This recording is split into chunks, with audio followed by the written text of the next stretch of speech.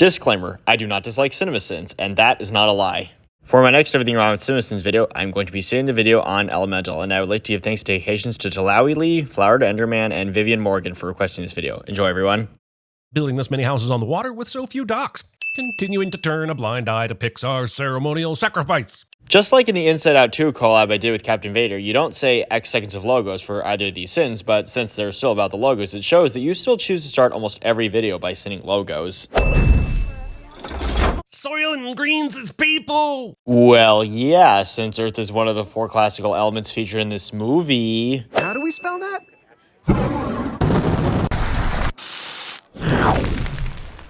How about we just go with Bernie and Cinder? Playing the changing of their names for laughs instead of acknowledging how little fucks were just given about the culture and history of the fire peoples. I don't think they were trying to make this a joke. I feel like this is just showing actual racism as a part of this guy's view. Ah, so this is the one you're barging into, eh? Yep, I told you last time we were together. And that again is fair, so let's do this. Cool city and all, but how does this Galileo thermometer building work? Are the interior spaces moving based on the temperature of the city? This seems wildly inefficient. Jeremy asks questions that aren't relevant to the movie cliche. Having to deal with unexpected bodily fluids the first time you ride the subway. I feel like it would be a sin if that didn't happen. Lacking all known biological structures and consisting of only fire, how exactly was this baby even conceived? And the same goes for the water and cloud people. At least with the earth people, we eventually find out it involves apple fondling. To quote Jay Exci, that is not a sin, that is a question. Jeremy must learn the difference between questions and sins. There probably is a way this works, but it's not important enough to tell the audience that. Or you can just suspend your disbelief. We're already in a ridiculous world where elements live as humans. If you were to tell me that the reason the Fire Nation wears clothing is to cover their private bits, then all I have to say to you is, liar, liar, no pants on fire! Or maybe they wear clothes because the elements are supposed to be like humans. But I just want the free one. Sorry, that's not how this works. But the customer is always right. You literally took the phrase buy one, get one free and pretended that meant you were entitled to only the free one. So you're not a customer, you're just an asshole. Sinning the movie for portraying some customers accurately. Like, no, just because 2 sandwiches go on a 2 for $5 deal, that doesn't mean the sandwich itself is $2.50. Honestly, this is the most relatable scene in the entire movie to me. Ember will now use her fire powers to form new glass from the glass pieces. And while I don't question her ability to melt and reform glass, I do question her ability to do it manually with perfect precision to fit this exact counter display this quickly. So, isn't that still questioning Ember's ability to form and melt glass? Scene does not contain a new Final Destination movie. Arbitrary movie reference.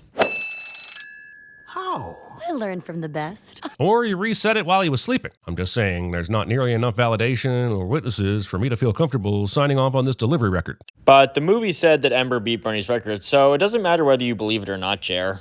Ember gets pushed to her limit here during the red dot sale, partly because all the customers are huge whatever is at the ass end of fire holes, and partly because her father is a dick who thought it was better for her to run the store alone on the busiest day of the year, as if it was a stress test on bar rescue. Narration. Also, considering I've seen that this shop sells fireworks and gasoline, I'm going to go ahead and say that you're lucky that you doing this in the storage room only resulted in a busted water pipe. He says while showing some boxes being on fire. That pipe squished me all out of shape. Did a Pixar movie just highlight a shapely water butt? I mean, depantsing your animated characters is one thing, but going full splooshy-tooshy is a whole nother thing altogether. Yeah, they did, as one of the adult jokes for this movie. I sucked a city inspector into our pipes? I know. Ironic, right? You said the word convenient, strangely. Wouldn't this be inconvenient since Wade is about to write some tickets for this shop? Riding on the outside of a train and then vandalizing your way into it once you realize that was a stupid idea. Narration. Hand peeing on your coworker's desk. Well, Wade is made of water, so it makes sense for him to just use his hand in order to extinguish that small fire. Water. Always trying to water us down. He was a water person, Dad, not just water. Interesting. So the people are made of water but are not water itself, but also can transform to look like water itself. This actually seems like a nightmare I had once where the walls started growing fingernails, so I may need a bit more explanation. Sorry, but you're not getting it. We love you lots! Come on! We love you lots, everybody! We love you lots! We love you lots! Having immediate coordinated multi-row signs for an unforeseeable impromptu chant. It's really just there for gag purposes. How do you apply eyeshadow to a cloud? By using a material that works for clouds. You got until Friday. If you can find the leak and get a crew to fix it by then, those tickets are forgiven. As the story transitions to a love story, I would like to remind everyone that Ember is only involved because of Wade's watery boner, and that the massive failure of bureaucracy we are witnessing should in no way be her problem to solve. But Ember just let her know that there's a water problem and wants those tickets to be erased. So Gale is simply killing two birds with one stone by allowing her to find the leak, and then she'll leave the shop alone. Also, Jeremy makes an inappropriate comment cliche. Rusty with a hint of motor oil? Taste test response for Natty Light somehow makes it into the script. Jeremy says something random cliche. Oh, Flame! My temper caused this. It did not. How did she not cause this? If Ember didn't get angry, she wouldn't have broken the pipes and it wouldn't be in this mess in the first place. Ember's ingenuity in building this hot air balloon from scratch is only eclipsed by the number of laws she breaks in the process. But this world's already fictional with sentient elements, which is why it doesn't matter that physically impossible things are happening here. But we'll keep rooting for her because the movie has yet to give us a champion that is more worthy. But, like I've said before, just because a character is the protagonist, that doesn't mean you have to care about or root for them. More water!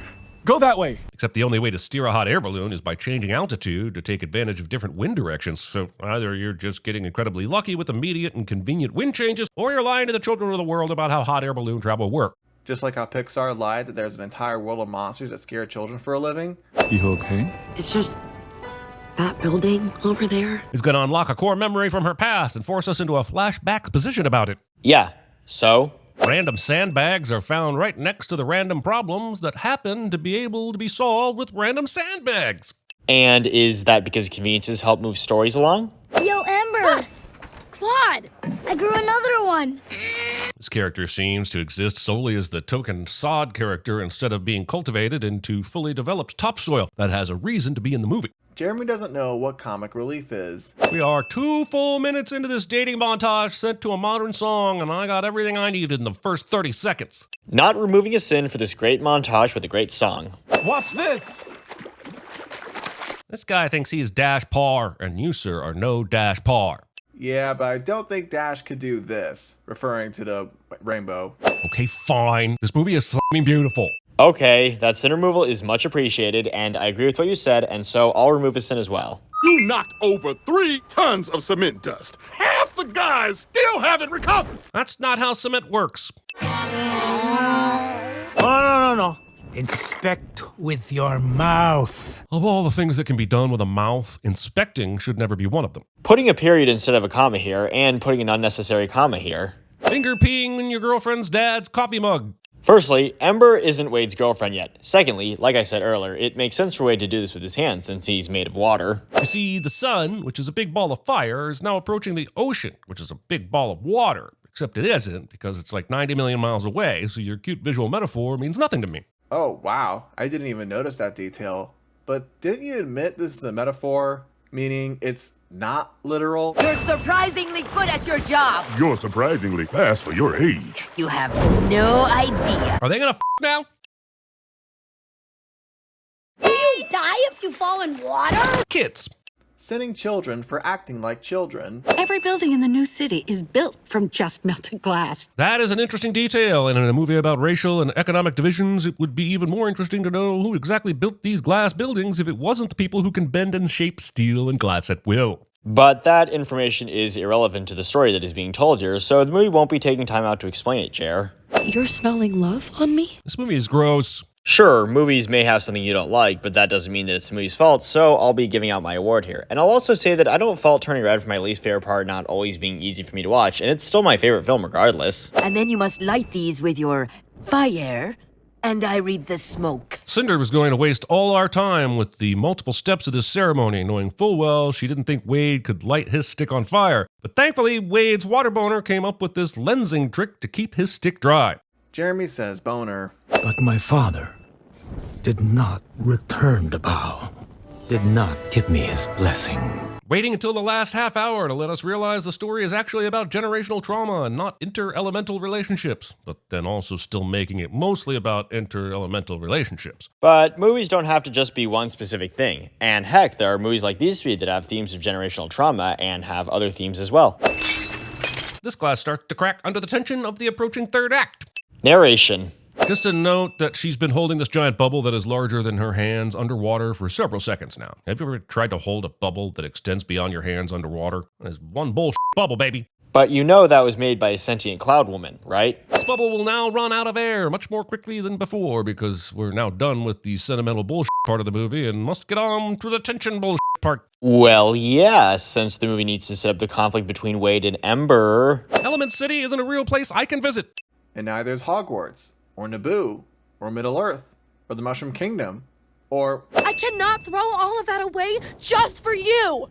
I don't understand. This train has been sitting here waiting for the entirety of this heated argument. I guess it's less important that the trains arrive on time, and more important that the third act conflict cliche does. Great, this sin again? Why is conflict being in a third act a cliche, as if that's not the entire point of a third act? Those crazy pills are getting closer. I don't love you! This glass cracks to perfectly align as a visual metaphor for the fracturing of their relationship instead of a sign that this was a stupid way to fix a piece of infrastructure. I think it's intended to be both, Jeremy. You have been seeing water? Ishva, You caused leak and chop? I trusted you. Daddy is being mean now, so he can show love later, so we can be manipulated into being sad now and then happy later. But why would Bernie not be angry? Ember lied to him by saying that Wade broke the pipe when she was the one who did it. And since Bernie still doesn't trust water elements, he's also mad at her for spending time with Wade without him knowing. This is not a playable vehicle in Mario Kart. Arbitrary game reference. Well, one-way ticket to anywhere but here. You were a complete ass at the beginning of this movie, you entitled wet spot. But it was hard for him to send the tickets, and regardless, Wade is still nice, and he helped Ember realize that she didn't want to run the fireplace. And it's easy to feel bad for him here since he told Ember he loved her, and she told him she didn't, even though it was just for her dad's sake. You came back after everything I said. You were not the problem, Ember! But again, she told him she didn't love him, which was false. I don't understand. What's going on? Well, we had thought that the movie actually committed to killing off a character, but now that all the lessons have been learned, they can backpedal that meaningful sacrifice into a question about how exactly do water people die. Oh, come on. Did anybody actually think Wade was dead? Your, chimney needs cleaning. Deciding your first act after coming back to life should be to give euphemistic personal advice to your girlfriend. On your yellow text here, you put your instead of your. And it's funny that I found this in two Sins videos on animated films that released in June of 2023, with Ruby Gilman being the other one.